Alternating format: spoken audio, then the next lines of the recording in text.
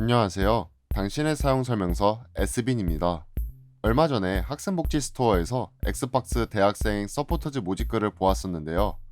운이 좋게 이번에 엑스박스를 경험해 볼 수 있었습니다.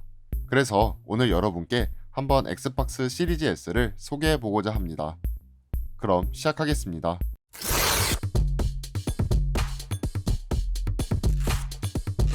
엑스박스 시리즈 S의 경우 컴팩트한 사이즈의 가성비 콘솔 게임기라 하는데요.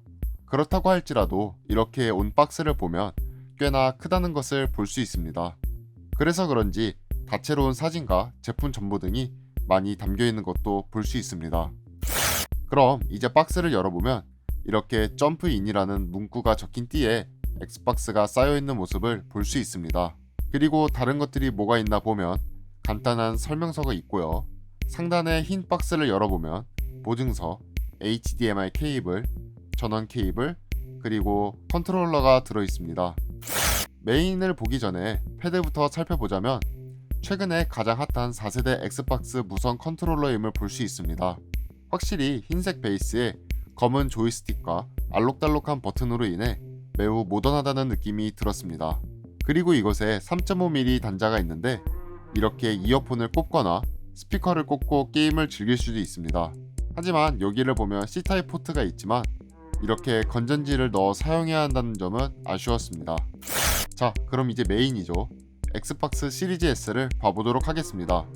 딱 처음 보면 컨트롤러와 마찬가지로 매우 모던한 느낌이 듭니다.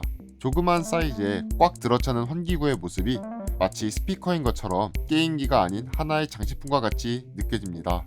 참고로 게임 후에 이곳을 만져보면 열기가 느껴지니 이 점 유의하세요. 사이즈는 확실히 작은데요.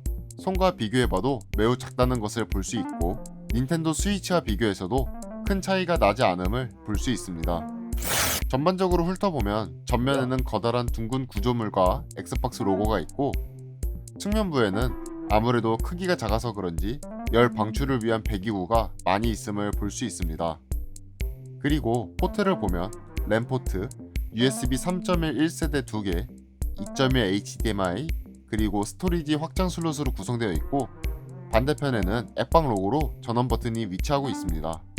그리고 뒷면을 보면 이렇게 엑스박스 Hello from Seattle이라 적혀 있는데 이런 소소한 것이 제 마음에 아주 마음에 들었습니다. 자, 그럼 이제 엑시스를 설치해 보도록 하겠습니다. 앞서 훑어볼 때 고무 패킹이 이렇게 하단과 측면에 있었으니 두는 공간에 따라 원하시는 방식으로 거치해 두고 전원을 연결하면 이렇게 액박 앱을 연결하라 뜨고 그 후에 업데이트 파일을 받고 나면 드디어 사용할 수 있습니다. 엑스박스 시리즈 S의 경우 약 35만원에 사양이 젠2 기반 CPU에 4TFLOPS의 RDNA2 GPU에 10GB GDDR6 램으로 준수한 사양을 가지고 있습니다.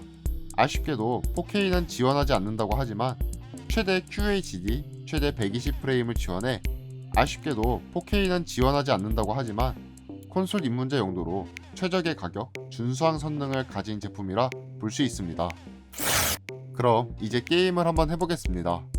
먼저 포르자 호라이즌 5를 해보았습니다. PC에서는 키보드로 즐기던 것이 패드로 즐기니 확실히 게임이 몰입이 잘 되었습니다. F1 2021도 마찬가지로 패드를 통해 즐거운 경험을 할 수 있었습니다. 게임을 하는데 렉이 걸린다던가 그런 느낌도 없고 부드럽게 플레이할 수 있었습니다. 그 외에도 이렇게 유튜브를 본다던가 간단한 검색을 하는 등 다양한 경험을 즐길 수 있었습니다. 그리고 퀵 리즘 기능을 활용해서 이렇게 게임을 하다가 갑자기 다른 게임을 하고 싶을 때 굳이 게임을 종료하지 않고 빠르게 새로운 게임을 즐길 수 있습니다.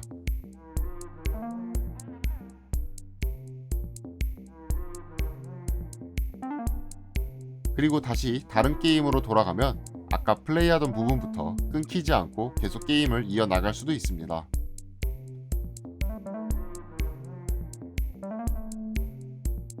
그리고 이렇게 엑스박스 360 등 이전 세대에 출시되었던 게임들도 지원해 과거에 즐겼던 게임들도 같이 즐길 수 있습니다. 하지만 아쉬운 점이 없던 것은 아닙니다. 먼저 저장 공간이 너무 적습니다. 이렇게 큰 볼륨의 게임을 설치하면 약 3개 정도밖에 깔 수 없어 이 점은 아쉬웠습니다. 확장 슬롯을 산다던가 아니면 외장 SSD를 깔면 용량 확보가 된다지만 추가 지출이 발생한다는 점에서 아쉬웠습니다. 하지만 엑스박스 XS 전용 게임의 경우에는 설치는 가능하다만 이렇게 실행을 하려면 실행이 불가하다고 하니 이 점은 아쉬웠습니다. 그리고 자체 내장 스피커가 없다 보니 이렇게 모니터에 스피커가 있다면 사운드가 출력이 된다만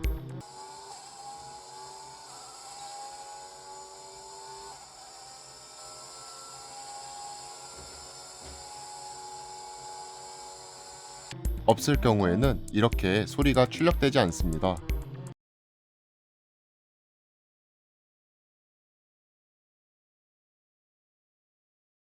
이럴 경우에는 앞서 봤듯이 컨트롤러에다가 스피커 등을 연결해서 소리를 들을 수밖에 없습니다.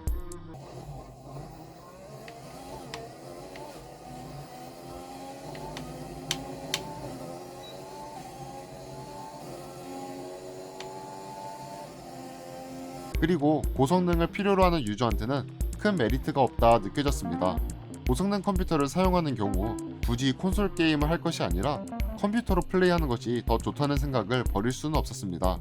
아무래도 가성비의 포지션이다 보니 이 점은 어쩔 수 없는 한계인 것 같습니다. 하지만 그렇다고 필요가 없다? 이 점은 아닙니다. 범용성이라는 부분에서는 확실히 강점을 가지고 있기 때문입니다. 바로 거실에서 플레이하거나 어딘가 놀러갈 때 이것이 드러납니다. 레이싱 게임은 넓은 화면에서 플레이할 때 최고의 몰입감을 느낄 수 있습니다. 그리고 온 가족이 함께 플레이하려면 주로 거실에서 즐길 확률이 높죠. 컴퓨터를 방 밖으로 꺼내오기 힘드니 이럴 때 엑스박스 시리즈 S를 활용한다면 손쉽게 넓은 화면을 온 가족이 함께 즐길 수 있을 겁니다. 아니면 이렇게 유튜브를 보는데 활용할 수도 있고요. 그리고 사이즈가 작으니 이렇게 가방에 넣고 어디에서든 내가 원할 때 게임을 경험할 수도 있습니다. 한정된 공간에서만 게임을 즐길 수 있다는 한계를 벗어날 수 있다는 것이죠. 지금까지 당신의 사용 설명서 S빈과 함께 알아본 엑스박스 시리즈 S였습니다. 확실히 이 제품은 매력적인 제품이었습니다. 35만원 가량의 상대적으로 부담스럽지 않은 가격과 심플하고 모던한 디자인을 통해 게임기라는 이미지를 탈피하고 장소의 한계를 극복했다는 점이 마음에 들었습니다. 하드코어 유저들한테는 다소 아쉬운 성능일지는 모르지만 라이트한 유저들에게는 확실히 매력적인 선택지일 것 같습니다. 컴퓨터를 사는데 금액적 부담이 된다. 게임기일지라도 예뻤으면 좋겠다. 언제 어디에서라도 게임을 즐길 수 있으면 좋겠다. 이런 분들은 한번 엑스박스 시리즈 S를 구매해 보시는 것도 좋을 것 같습니다. 지금까지 당신의 사용 설명서 S빈이었고요. 다음에 더 좋은 제품으로 찾아뵙겠습니다. 감사합니다.